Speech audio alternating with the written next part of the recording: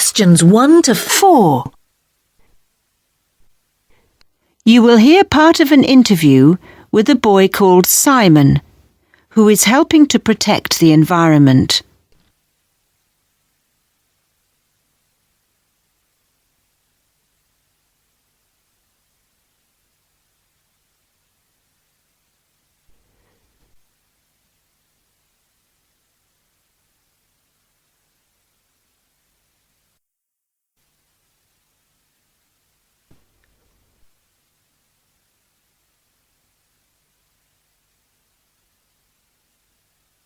Simon, tell us about yourself. Well, like lots of other kids my age, I've grown up taking my boat onto the rivers in this area. One of my favorite rivers is the River Stanton, which is fast with excellent white water, so things can get pretty dangerous. But it's exciting, and I'm experienced. Now, it was while you were on the River Stanton that you noticed something was wrong. Yeah.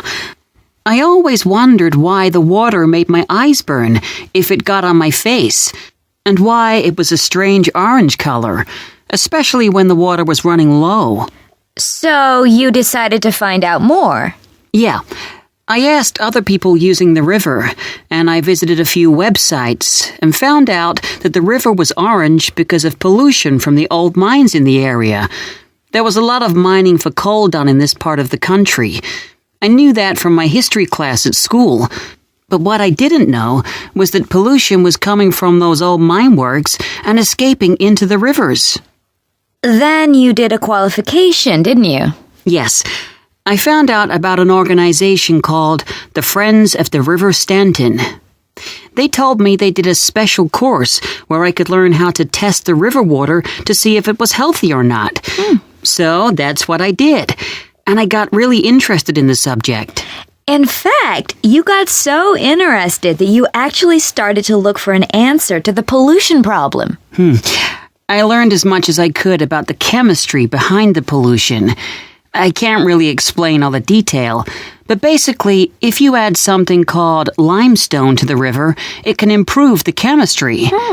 That means that the plants and fish which had died because of all the mining companies that used to be in the area could live in the river again. So that made me really happy.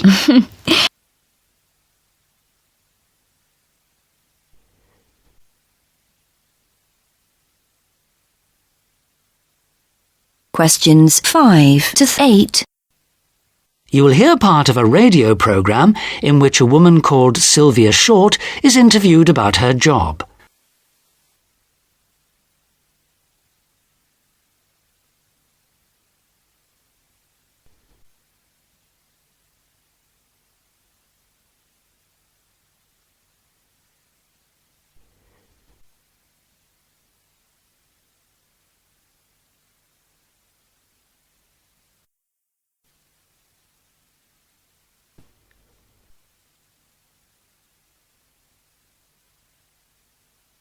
Good morning, and today we're continuing with our series on careers for young people.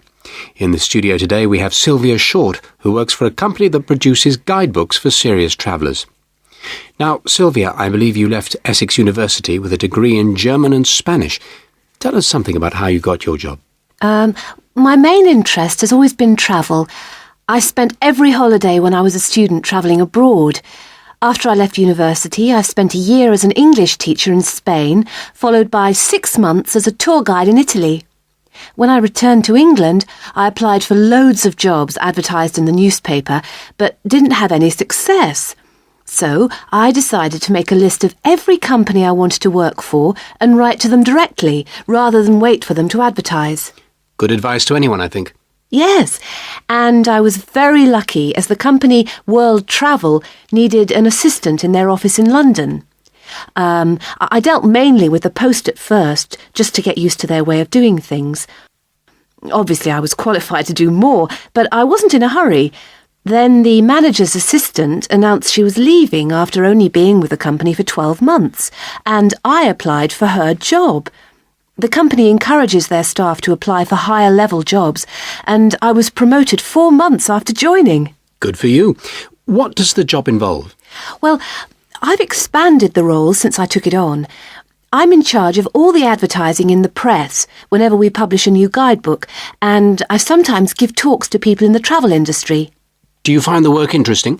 Oh yes, it's never boring. We often get odd requests from journalists. They assume we know everything there is to know about travel, so they often ring us to see if we can help them. One rang to say he was writing an article and wanted to know whether there were any female football teams in China.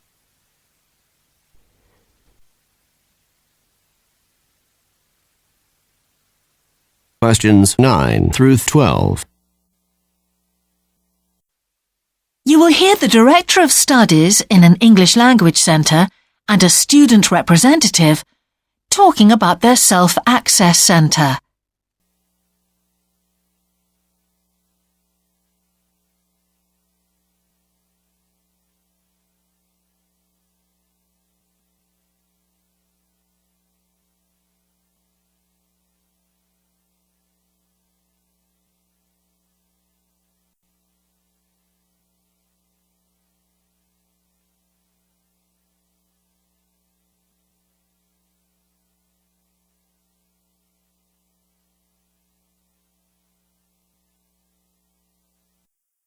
Now, what about the computers?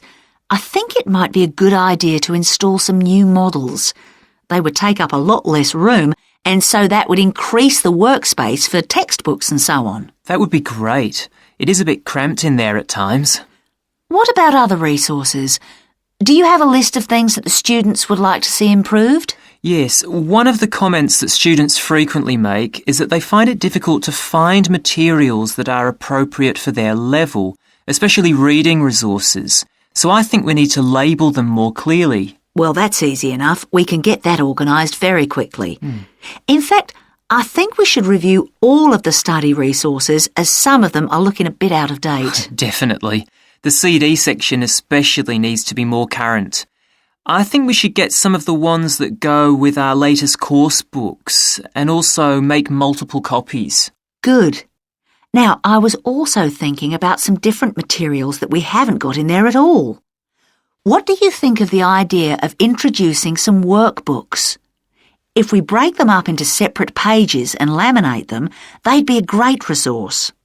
The students could study the main course book in class and then do follow-up practice in the Self-Access Centre. That sounds good. OK. Now, finally, we need to think about how the room is used. I'll have to talk to the teachers and make sure we can all reach some agreement on a timetable to supervise the centre after class. But we also need to think about security too, especially if we're going to invest in some new equipment. What about putting in an alarm? Good idea.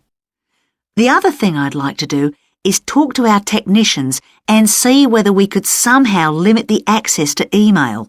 I really don't want to see that resource misused.